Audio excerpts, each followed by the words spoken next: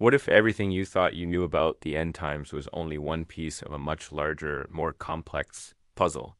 For centuries, Christians have passionately debated the rapture, disagreeing on when and how this earth-shattering event will unfold. If you've ever felt confused by conflicting messages, you're not alone. Today, we're not here to tell you who's right. Instead, we are going to unpack the compelling biblical arguments for three major interpretations that will challenge your understanding. Forget what you think you know about the end of the world, especially the rapture. It's not a single, universally agreed upon event, even among devout Christians. We're talking centuries of debate, not just casual disagreement. Why does something so central to Christian eschatology have so many wildly different, yet biblically supported interpretations? Well, we're about to peel back the layers of a theological onion. Today, we're not taking sides. Instead, we're dissecting the three main perspectives: pre-tribulation, mid-tribulation, and post-tribulation rapture, and showing you why each is compelling to its followers. First up, the pre-tribulation view. Imagine being whisked away before the chaos even begins. This is the core of the pre-tribulation rapture, the belief that Christians will be removed from earth before the Great Tribulation, a prophesied 7-year period of intense suffering. Key arguments for this view often hinge on passages like 1 Thessalonians 4, emphasizing the idea of believers being spared from God's coming wrath. This perspective also often highlights the distinction between God's plan for Israel and his plan for the church in prophetic timelines. It's easy to see why this view is so popular. It offers immense comfort and hope, painting a picture of divine protection and imminent return of Christ, which serves as a powerful motivation for living a devout life. Next, we have the middle ground, the mid-tribulation view. What if the rapture happens halfway through? This perspective suggests that the church will endure the asterisk first half of the tribulation, but will be raptured.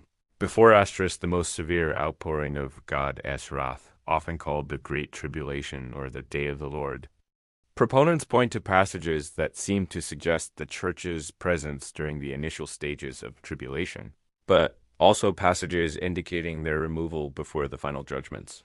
A common example cited is the story of the two witnesses in Revelation 11. This perspective attempts to reconcile the seemingly contradictory biblical themes of endurance and deliverance, acknowledging that believers may face some suffering while still emphasizing ultimate divine intervention.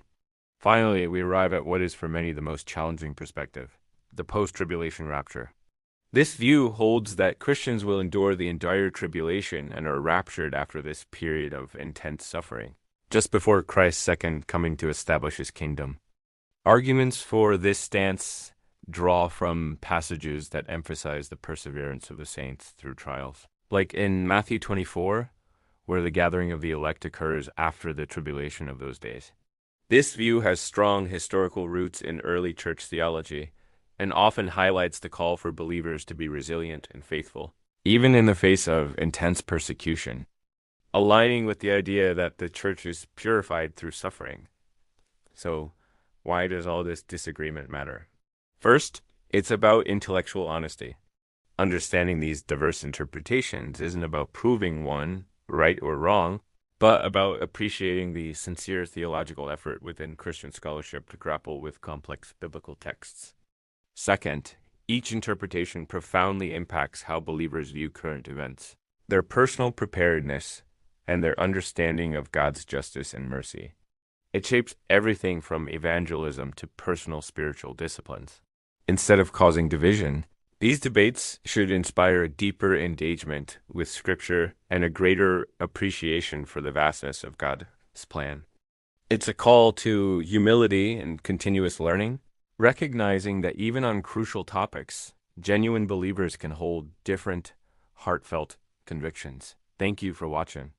If you found this exploration of eschatology interesting, please like this video and subscribe for more deep dives into complex topics. See you next time.